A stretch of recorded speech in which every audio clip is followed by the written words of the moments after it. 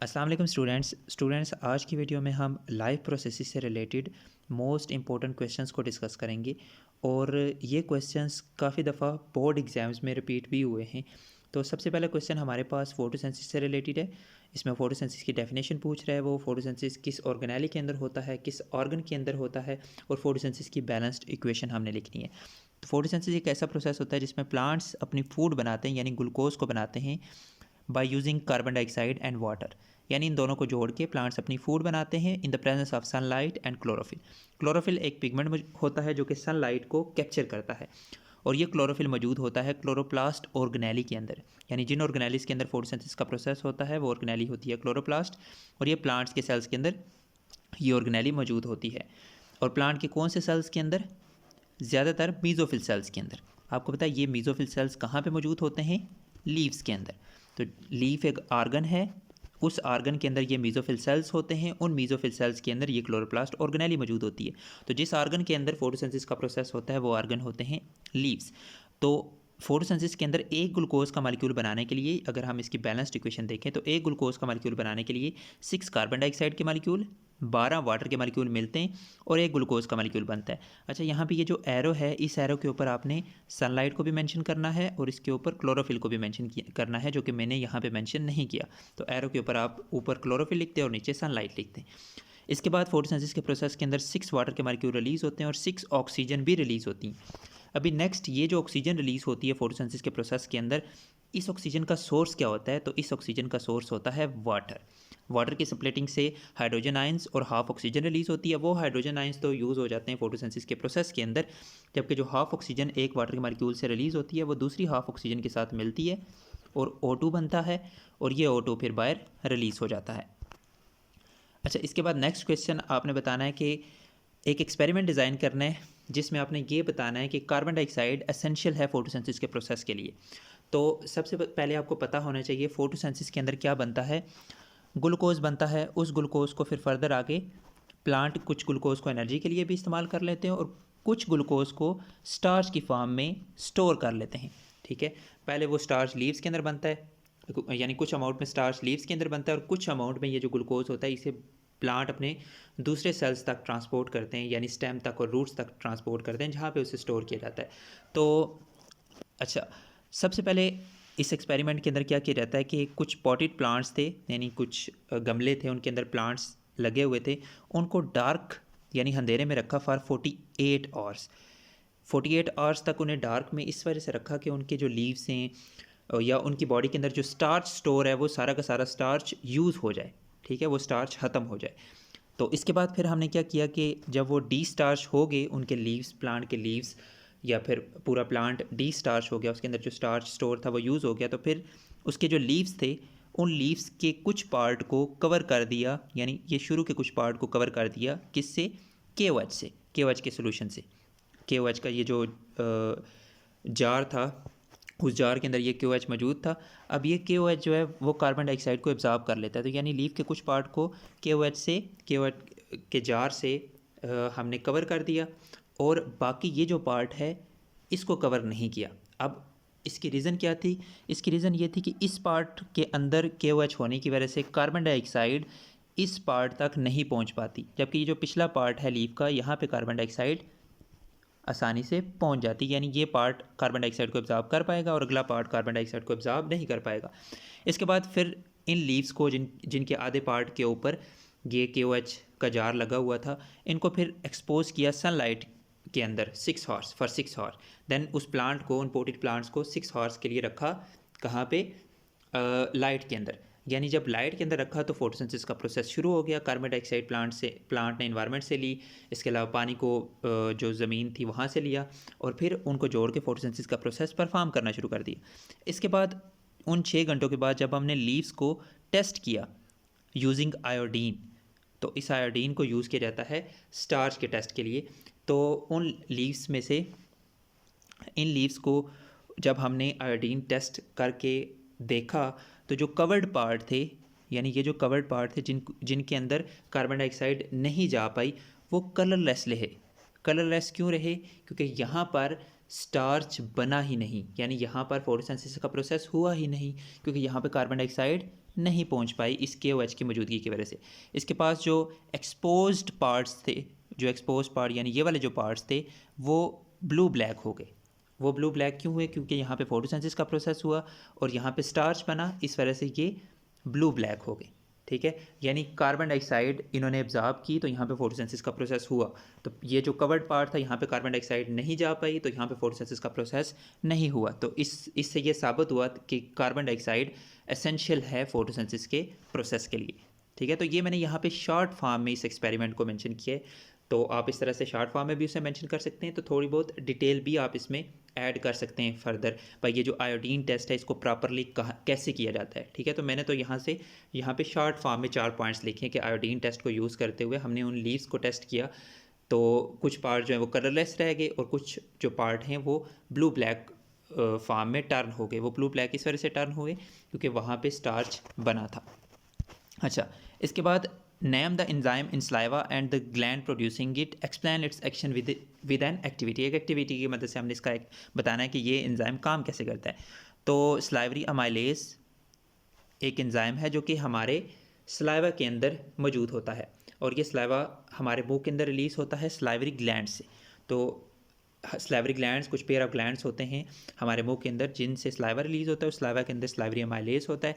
ये salivary amylase हमारे मुंह के अंदर स्टार्च को पार्शली डाइजेस्ट करता है, स्टार्च को जो कि कार्बोहाइड्रेट है उसकी तोड़ फोड़ करता है। तो हमने 2 टेस्ट ट्यूब ले ली, उनके अंदर हमने डाल दिया starch solution. Add saliva to one, leave other as control. एक के अंदर हमने सलाइवा जिसके अंदर सलाइवरी अमाइलेज था वो ऐड किया और दूसरे के अंदर हमने जो सलाइवा है वो ऐड नहीं किया। आफ्टर 30 मिनट ऐड आयोडीन, फिर हमने इसमें आयोडीन को ऐड किया। तो क्योंकि दोनों के अंदर स्टार्च सोल्यूशन था तो एक के अंदर हमने एंजाइम डाला था, दूसरे के अंदर हमने एंजाइम नहीं डाला था। जब आयोडीन डाली तो उसके बाद क्या हुआ? Treated tube shows no colour change, यानी यहाँ पे कोई भी कलर चेंज नहीं हुआ क्योंकि यहाँ पे स्टार्च था ही नहीं। क्योंकि जो स्टार्च पहले से मौजूद था वो इस एंजाइम ने उस स्टार्च को डाइजेस्ट कर दिया था। तो आयोडीन जब हमने डाली तो इस ट्यूब ने कोई भी कलर शो नहीं किया, जबकि ये जो ट्यूब थी ये ब्लू ब्लैक हो गई।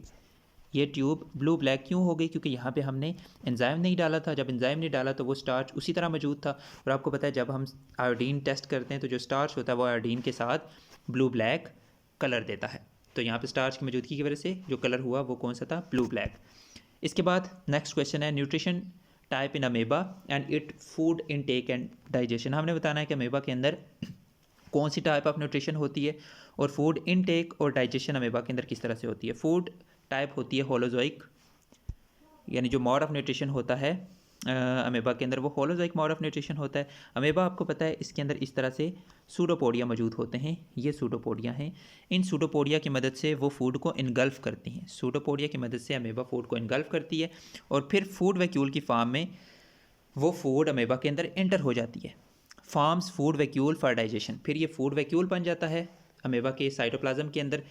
फिर इस फूड वैक्यूल की होती है डाइजेशन। जब इसके साथ एंजाइम्स बाइंड करते हैं तो इस फूड वैक्यूल की डाइजेशन होती है और जो न्यूट्रिएंट्स होते हैं उन्हें एब्जॉर्ब कर लिया जाता है बाय डिफ्यूजन, और जो अनडाइजेस्टेड फूड होती है उसे फिर एक्सोसाइटोसिस के ज़रिए बाहर रिलीज़ कर दिया जाता है।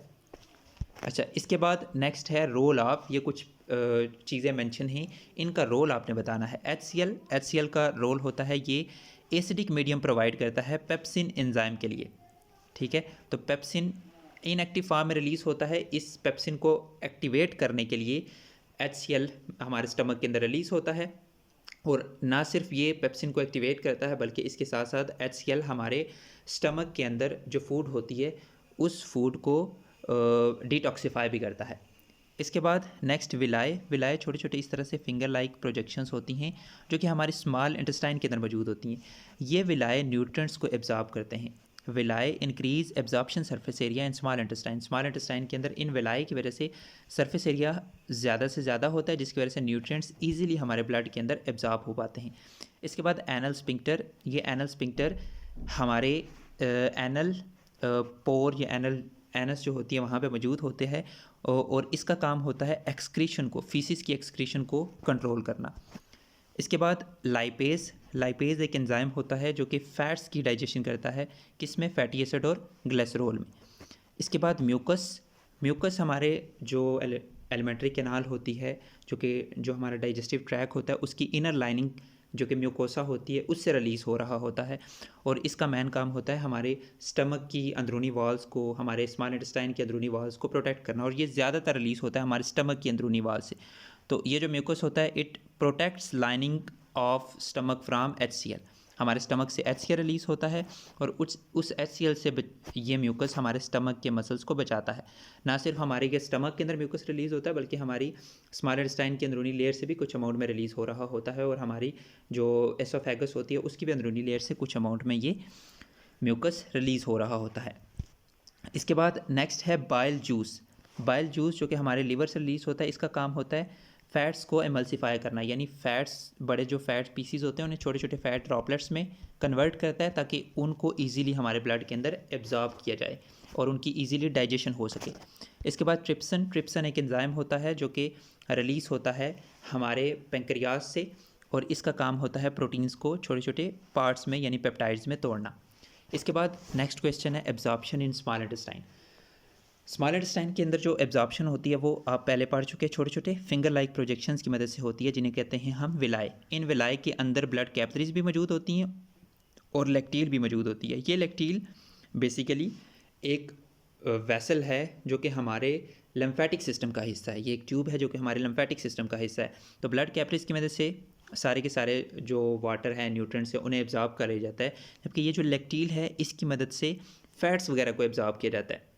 वो फैट्स पहले हमारे लिम्फेटिक सिस्टम का हिस्सा बनते हैं, फिर उस लिम्फेटिक सिस्टम से उसे हमारे ब्लड स्ट्रीम के अंदर एंटर कर दिया जाता है। तो विलाई की मदद से न्यूट्रिएंट्स को हमारे ब्लड स्ट्रीम के अंदर एब्जॉर्ब किया जाता है, फिर ब्लड उन न्यूट्रिएंट्स को हमारे सेल्स तक पहुंचाता है।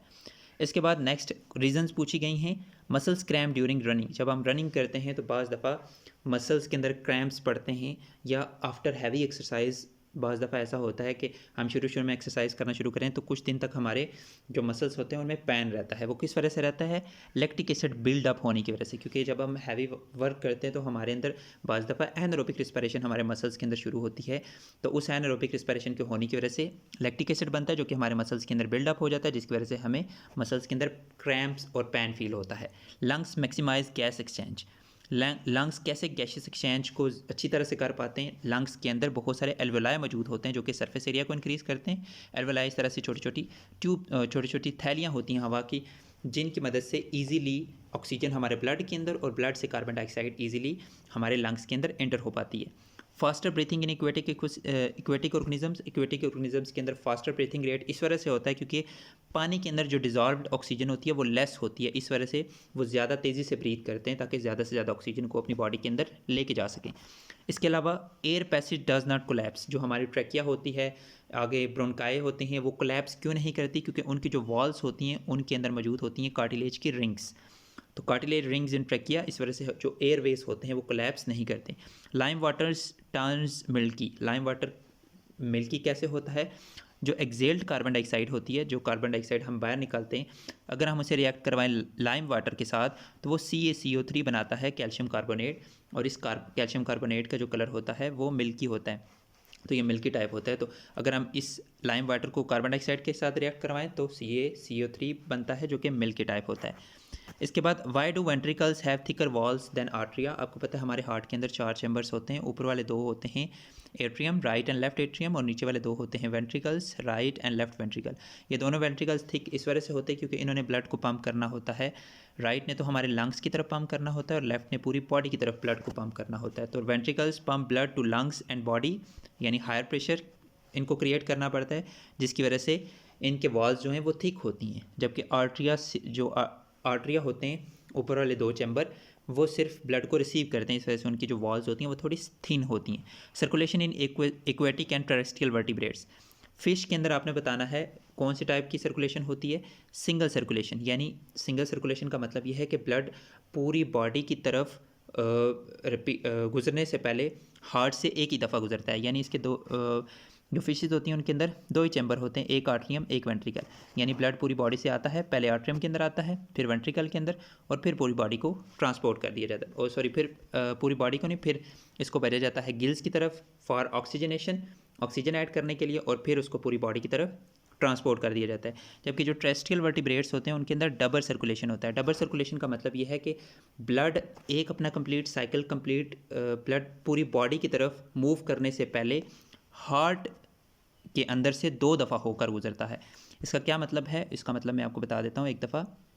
देखें, जैसे फॉर एग्जांपल ब्लड पहले वैसे तो ब्लड दोनों चैम्बर्स के अंदर एट द सेम टाइम आता है। मैं कहता हूँ ब्लड पहले आया यहाँ पे राइट आर्ट्रियम के अंदर। कौन सा वाला ब्लड? Deoxygenated blood. वो राइट एट्रियम से जाता है राइट वेंट्रिकल के अंदर। राइट वेंट्रिकल उस ब्लड को पंप करता है लंग्स की तरफ ताकि लंग्स उस ब्लड के अंदर ऑक्सीजन ऐड करें। फिर जब वो ब्लड ऑक्सीजनेटेड ब्लड में कन्वर्ट हो जाता है तो वो ब्लड फिर आता है लेफ़्ट एट्रियम के अंदर। लेफ़्ट एट्रियम से फिर वो लेफ़्ट वेंट्रिकल के अंदर और फिर लेफ़्ट वेंट्रिकल से फिर वो पूरी बॉडी की तरफ ट्रांसपोर्ट किया जाता है। तो यहाँ पे देखें, जो ब्लड है वो पहले यहाँ पे आया, फिर लंग्स की तरफ गया, फिर लंग्स से दोबारा से हार्ट की तरफ आया, यानी वो हार्ट के अंदर से 2 दफ़ा होकर गुजरता है। तो इस वजह से इसे हम कहते हैं डबल सर्कुलेशन। अच्छा, why does bleeding stop naturally? Naturally bleeding कैसे स्टॉप होती है? जो प्लेटलेट्स होते हैं वो क्लॉट्स बनाते हैं फिब्रिन प्रोटीन्स की मदद से। तो फिब्रिन प्रोटीन मदद से ये प्लेटलेट्स जो हैं वो ब्लड का क्लॉट बनाते हैं। इस वजह से वो ब्लीडिंग जो है वो स्टॉप हो जाती है। तो प्लेटलेट्स फॉर्म इनिशियल प्लग, जहाँ पे भी कट वगैरह लगता है तो जो इनिशियल प्लग होता है वो बनाते हैं प्लेटलेट्स। तो जो फिब्रिन हैं वो एक्ट करते हैं एज अ ग्लू। तो ये छोटे छोटे पार्टिकल्स, छोटे छोटे जो ब्लड प्लेटलेट्स होते हैं ये उस जगह पे आके जमा हो जाते हैं जहाँ पे कट लगता है। तो फिर ये जो फिब्रिन प्रोटीन्स होती हैं ये उन ब्लड प्लेटलेट्स को एक दूसरे के साथ जोड़ देती हैं और एक ग्लू की तरह का या स्टेबलाइजेशन का काम करती हैं ये ब्लड सेल्स को, प्लेटलेट्स को जोड़कर। तो फिब्रिन एक्ट एज ग्लू और net to stabilise the clot, ensuring the bleeding stop efficiently. अच्छा, इसके बाद नेक्स्ट क्वेश्चन है लिम्फ और ब्लड का कंपैरिजन। तो लिम्फ का जो कलर होता है, लिम्फ कलरलेस होता है, ब्लड रेड इन कलर होता है। इसके जो मेन कंपोनेंट्स होते हैं लिम्फ के, प्रोटीन्स, फैट्स, वाटर और वाइट ब्लड सेल्स होते हैं। जबकि जो हमारा ब्लड होता है उसके मेन कंपोनेंट में आरबीसीज, डब्ल्यूबीसीज, प्लेटलेट्स, ब्लड प्लाज्मा, और इस ब्लड प्लाज्मा के अंदर न्यूट्रिएंट, वाटर, ये सब चीज़ें मौजूद होती हैं। इसके बाद लिम्फ के अंदर आरबीसीज नहीं होते, ब्लड के अंदर आरबीसीज मौजूद होते हैं। लिम्फ के अंदर प्लेटलेट्स भी नहीं होते, ब्लड के अंदर प्लेटलेट्स मौजूद होते हैं। इसके अलावा मेन फंक्शंस ये यहाँ पे आप देख सकते हैं। इसमें ये जो ऊपर वाले 4 मेन डिफरेंस हैं यही बोथ हैं, लेकिन इसके अलावा भी आप लिख सकते हैं। जैसे लिम्फ का मेन फंक्शन होता है जो एक्सेस फ्लूइड हमारे सेल्स की सराउंडिंग में रह जाता है, वो एक्सेस फ्लूइड हमारे लिम्फेटिक सिस्टम के अंदर आता है लिम्फ की फॉर्म में, फिर लिम्फेटिक सिस्टम से दोबारा से ब्लड के अंदर इंटर कर देता है। तो जो एक्सेस फ्लूइड होता है उसे लिम्फ की मदद से हमारे ब्लड के अंदर ट्रांसपोर्ट किया जाता है। फैट्स जो है वो हमारे लिम्फ के ज़रिए या लिम्फेटिक सिस्टम के ज़रिए ट्रांसपोर्ट होते हैं। चूँकि हमारे वाइट ब्लड सेल्स इस लिम्फ का हिस्सा हैं तो ये हमारी इम्यूनिटी का भी हिस्सा है। इसके अलावा ब्लड जो है वो ऑक्सीजन को ट्रांसपोर्ट करता है, न्यूट्रिएंट को ट्रांसपोर्ट करता है, हार्मोन्स को ट्रांसपोर्ट करता है और वेस्ट को भी ट्रांसपोर्ट करता है हमारे सेल्स से हमारे एक्सक्रीटरी ऑर्गन्स तक। जो फ्लो मैकेनिज्म होता है लिम्फेटिक सिस्टम के अंदर, जो लिम्फ फ्लो करता है वो काफ़ी स्लो मूव करता है और लिम्फेटिक वेसल्स के अंदर मूव करता है। और जो हमारे मसल्स होते हैं उनकी कॉन्ट्रैक्शन की वजह से ये लिम्फ जो है वो लिम्फेटिक वेसल्स के अंदर मूव करता है। इसके अलावा ब्लड का जो फ्लो होता है वो रैपिड होता है। ये हमारे हार्ट की मदद से मूव करता है हमारे ब्लड वेसल्स के अंदर। और लिम्फ जो है इसके लिए कोई भी पंप मौजूद नहीं होता, ये हमारे मसल्स की कॉन्ट्रैक्शन के लिए मसल्स की कॉन्ट्रैक्शन की वजह से मूव करता है। तो ब्लड जो है वो हार्ट की वजह से पंप होता है। लिम्फ की जो क्लोटिंग एबिलिटी होती है वो नहीं होती क्योंकि इसके अंदर प्लेटलेट्स नहीं होते, जबकि ब्लड की क्लोटिंग एबिलिटी होती है क्योंकि इसके अंदर प्लेटलेट्स मौजूद होते हैं। इसके बाद हमने रीजंस बतानी हैं। ब्लड जो प्लांट्स होते हैं उनके अंदर ट्रांसपोर्ट स्लो होती है, वो इस वजह से क्योंकि ये रिलाई करते हैं पैसिव ट्रांसपोर्ट के ऊपर। पैसिव ट्रांसपोर्ट के ऊपर रिलाई करते हैं। और जैसे कि ट्रांसपायरेशन पुल, ये ट्रांसपायरेशन पुल जो होता है ये आप समझ लें जब प्लांट्स के लीव्स से वाटर रिलीज़ होता है ना ट्रांसपायरेशन की वजह से, तो एक पुलिंग फोर्स क्रिएट होती है। उस पुलिंग फोर्स की वजह से जो पानी होता है वो रूट से एरियल पार्ट्स की तरफ मूव करता है। और इसके अलावा प्लांट्स के अंदर ज़्यादातर जो सेल्स होते हैं वो डेड होते हैं, जैसा कि यहाँ पे मेंशन है जाइलम के सेल्स जो हैं वो डेड होते हैं। तो इस वजह से प्लांट्स को उतना एफिशिएंटली या उतना तेज़ी से चीज़ों की ज़रूरत नहीं होती जितना हमें ज़रूरत होती है। तो प्लांट्स के अंदर बहुत सारे सेल्स डेड होते हैं, ठीक है। इस वजह से भी उनके अंदर जो ट्रांसपोर्ट सिस्टम होता है वो काफ़ी स्लो होता है। दूसरा वो जो ट्रांसपोर्ट सिस्टम होता है ना, यानी आप ऐसा समझ लें जो ट्रांसपोर्ट सिस्टम है वो बना हुआ होता है डेड सेल्स से, ठीक है। डेड सेल्स मतलब जो जाइलम की ट्यूब्स होती हैं, वो जाइलम ट्यूब्स जो होती हैं वो डेड सेल्स से बनी हुई होती हैं। एक रीज़न ये भी है। दूसरी रीज़न ये कि जो फोर्स है, जिस फोर्स की वजह से पानी या फिर चीज़ें जो हैं वो ट्रांसपोर्ट होती हैं रूट से एरियल पार्ट्स की तरफ, वो फोर्स भी काफ़ी आहिस्ता होती है, यानी ट्रांसपायरेशन पुल वो फोर्स है। और तीसरी चीज़, प्लांट की बॉडी के ज़्यादातर जो और सेल्स होते हैं वो फिर डेड होते हैं, यानी प्लांट को उतना तेज़ी से उतना एफिशिएंटली चीज़ें ज़रूरत नहीं होती जितना एनिमल्स को ज़रूरत होती हैं, ठीक है। तो इससे प्लांट्स के अंदर जो ट्रांसपोर्ट सिस्टम होता है वो काफ़ी स्लो होता है। Faster day time water transport, plants के अंदर जो वाटर की ट्रांसपोर्ट होती है वो डे टाइम फास्टर क्यों होती है? क्योंकि डे टाइम ट्रांसपायरेशन का प्रोसेस होता है, तो सनलाइट की वजह से ट्रांसपायरेशन का प्रोसेस ज़्यादा तेज़ी से होता है, जिसकी वजह से ट्रांसपायरेशन पुल वाली जो फोर्स है वो ज़्यादा क्रिएट होती है, और वाटर जो ट्रांसपोर्ट सिस्टम होता है यानी जाइलम होता है उसके अंदर वाटर ज़्यादा तेज़ी से मूव करता है दिन के अंदर एज़ कम्पेयर टू नाइट। इसके बाद आर्टरी टू किडनी, अच्छा इसके बाद नेक्स्ट है आर्टरी, नेक्स्ट क्वेश्चन है artery to kidney and cluster in Bowman capsule. अच्छा, आर्टरी टू किडनी यानी किडनी के अंदर ब्लड को कौन ट्रांसपोर्ट करता है? Renal artery. इसके अलावा जो बोमन कैप्सूल होता है उसके अंदर ऐसे नेटवर्क ऑफ कैपिलरीज मौजूद होती हैं, उन नेटवर्क ऑफ कैपिलरीज को हम क्या कहते हैं? ग्लोमेरुलस या ग्लोमेरुलर कैपिलरीज। इसके बाद ऑर्गन स्टोरिंग यूरिन, वो ऑर्गन जो यूरिन को स्टोर करता है वो होता है यूरिनरी ब्लैडर, और ये हमारे नर्वस सिस्टम के कंट्रोल में होता है, यानी हम जो अपना पेशाब होता है उसको कंट्रोल कर सकते हैं खुद ही, ठीक है। तो हमारे नर्वस सिस्टम के कंट्रोल में होता है, यानी कब हमने यूरिन को रिलीज़ करना है अपने जिस्म से, ये हमारे नर्वस सिस्टम के अंदर नर्वस सिस्टम के कंट्रोल में होता है, या आप ऐसा कह सकते हैं हमारे अंडर कॉन्शियस थाट्स के अंदर होता है, कॉन्शियस कंट्रोल के अंदर होता है। अच्छा, इसके बाद steps in urine formation, urine formation के अंदर कौन से स्टेप्स इन्वॉल्व होते हैं? तो इसमें 3 मेन स्टेप्स होते हैं। तो इसमें सबसे पहला है ग्लोमेरुलर फिल्ट्रेशन। ग्लोमेरुलर फिल्ट्रेशन आपको पता है ये कहाँ पे होता है? ये होता है बोमन कैप्सूल के अंदर। ये जो ब्लड कैपिलरीज होती हैं इनमें से बहुत सारी चीज़ें ग्लोमेरुलर कैपिलरीज में से फ़िल्टर होकर बोमन कैप्सूल के अंदर आ जाती हैं। तो ब्लड इंटर्स ग्लोमेरुलस ये कैपिलरीज होती हैं, यहाँ पे ब्लड आता है, small molecules passes into Bowman capsule. इस बोमन कैप्सूल के अंदर बहुत सारी चीज़ें आ जाती हैं, जबकि कुछ लार्ज मॉलिक्यूल यानी ब्लड सेल्स और लार्ज प्रोटीन्स ये ब्लड कैपिलरीज में से मूव करके यहाँ पर नहीं जाती, जबकि ये ब्लड के अंदर ही रहती हैं जो लार्ज मॉलिक्यूल्स होते हैं।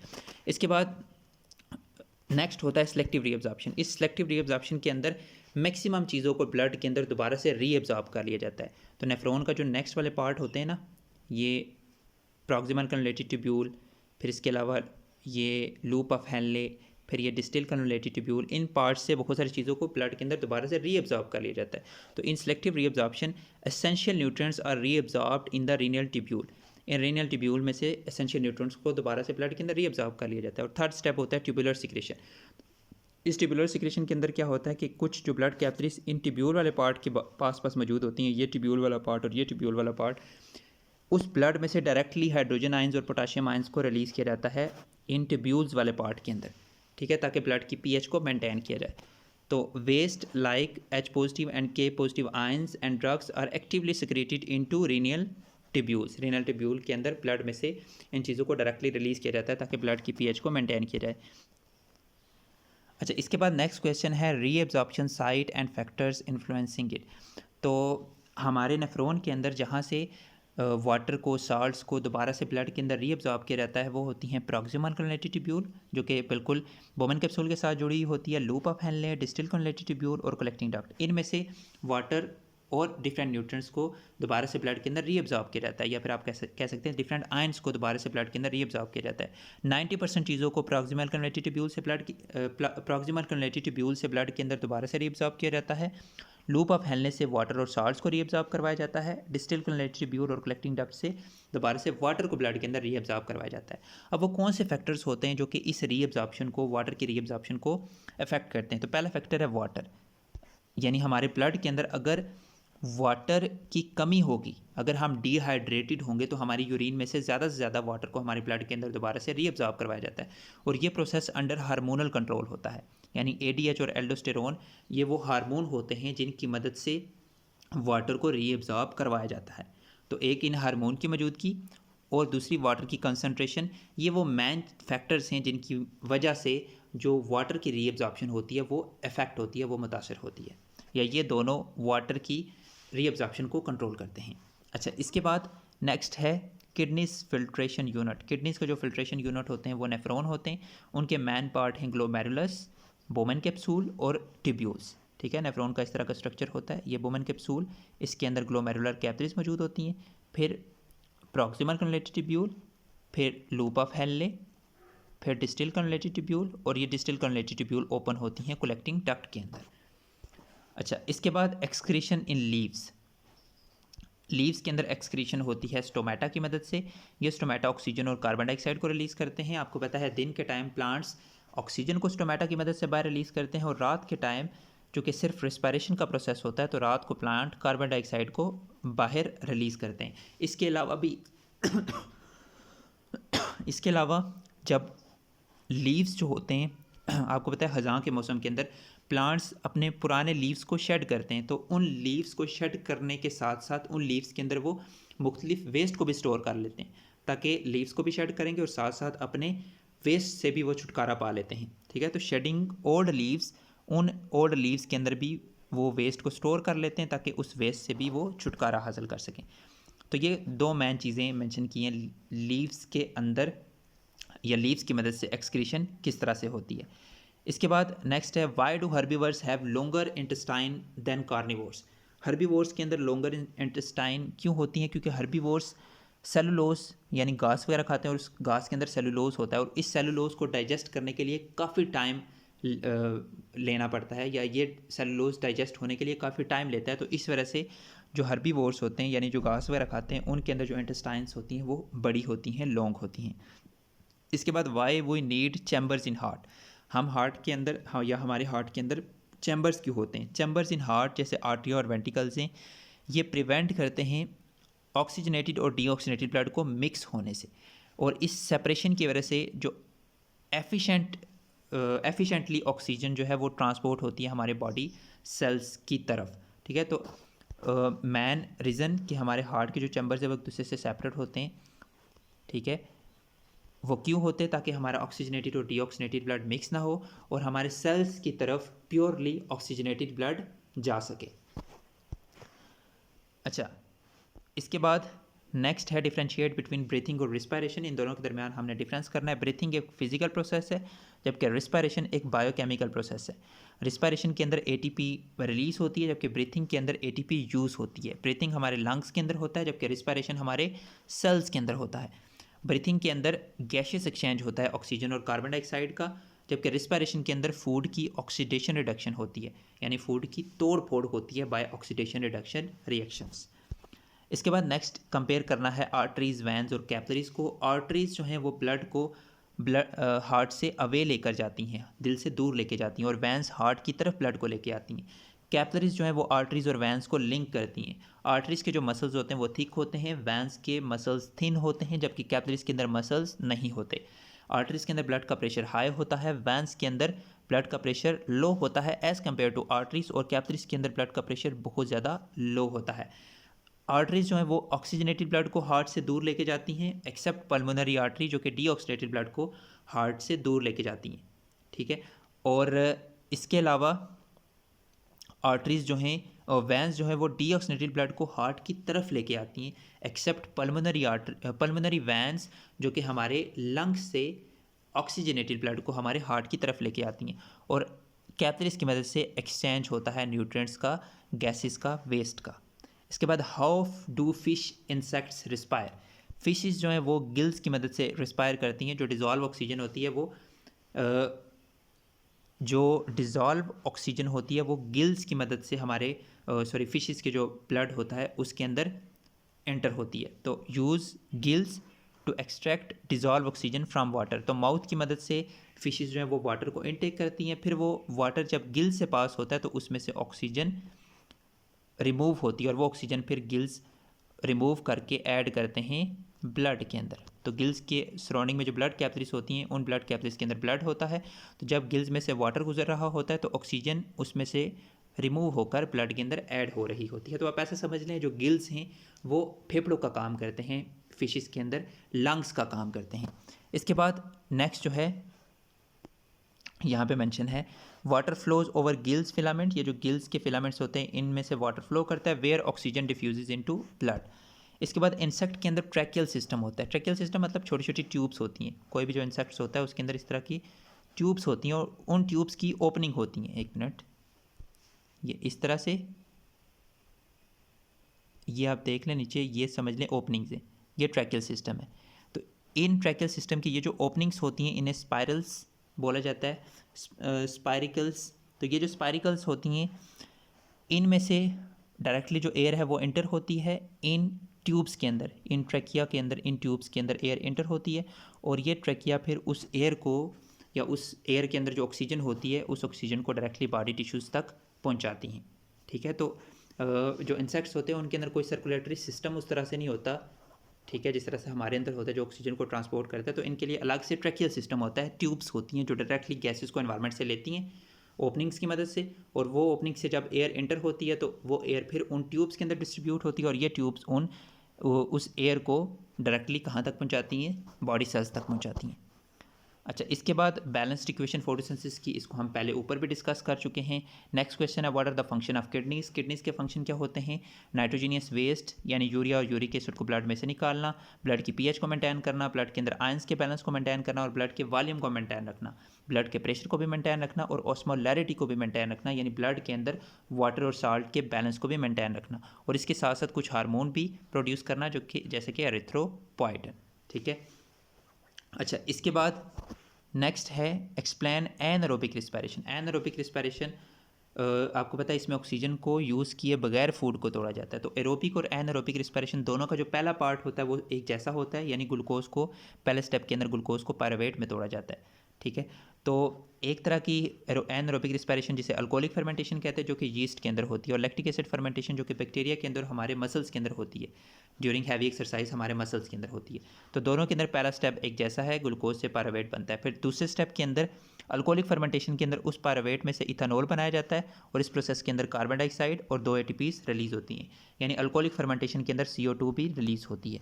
जबकि लैक्टिक एसिड फर्मेंटेशन के अंदर उस पायरुवेट में से लैक्टिक एसिड बनाया जाता है और साथ में 2 एटीपीज भी रिलीज़ होती हैं और carbon dioxide lactic acid fermentation के अंदर रिलीज़ नहीं होती। अच्छा, इसके बाद हमने जाइलम और फ्लोएम का रोल बताना है प्लांट्स के अंदर। प्लांट्स के अंदर जाइलम का काम होता है ट्रांसपोर्ट करना वाटर को और मिनरल्स को रूट से एरियल पार्ट्स की तरफ, यानी शूट्स की तरफ, ब्रांचेस की तरफ। किसकी मदद से? ट्रांसपायरेशन पुल की मदद से। और ये जो जाइलम होता है इसके अंदर मेन कंपोनेंट्स होते हैं वेसल्स और ट्रेकीड्स। ठीक है, ये डेड सेल्स की बनी हुई ट्यूब्स होती हैं। जो फ्लोएम होता है उसका काम होता है फूड को ट्रांसपोर्ट करना, कहाँ से? लीफ से मुख्तलिफ स्टोरेज आर्गन्स की तरफ। जिस प्रोसेस की मदद से फूड ट्रांसपोर्ट होती है उस प्रोसेस को ट्रांसलोकेशन कहते हैं, और इसके अंदर ज़्यादातर सेल्स होते हैं लिविंग सेल्स, जबकि जो जाइलम के सेल्स होते हैं वो डेड सेल्स होते हैं। और इस फ्लोएम के मेन कंपोनेंट्स होते हैं साइव ट्यूब्स और कंपेनियन सेल्स। इसके बाद how to plant excrete waste. Plant waste को कैसे रिलीज़ करते हैं? जैसे गैसेस ऑक्सीजन और कार्बन डाइऑक्साइड स्टोमेटा की मदद से रिलीज़ होती हैं। इसके अलावा शेड वेस्ट वी एब्सेशन, यानी जो ओल्ड लीव्स होते हैं उन्हें जब प्लांट्स गिराते हैं तो उन लीव्स के अंदर वेस्ट को स्टोर करके भी रिलीज़ किया जाता है। इसके अलावा स्टोर वेस्ट इन वैक्यूल्स, प्लांट्स के सेल्स के अंदर बड़े बड़े वैक्यूल्स होते हैं जहाँ पे वेस्ट को स्टोर किया जाता है। अच्छा, इसके बाद जो डेड रेजन, ये कुछ केमिकल्स होते हैं जो स्टेम से या लीफ से रिलीज़ होते हैं, तो इनके अंदर भी वेस्ट को स्टोर किया जाता है। इसके अलावा वुड, जो वुड पार्ट होता है प्लांट्स का, चाहे वो स्टेम के अंदर है या रूट के अंदर वुडी पार्ट होता है, उस वुडी पार्ट के अंदर भी वेस्ट को स्टोर किया जाता है। इसके अलावा कुछ प्लांट्स डायरेक्टली अपनी रूट्स की मदद से सॉइल के अंदर मुख्तलिफ वेस्ट को रिलीज़ करते हैं।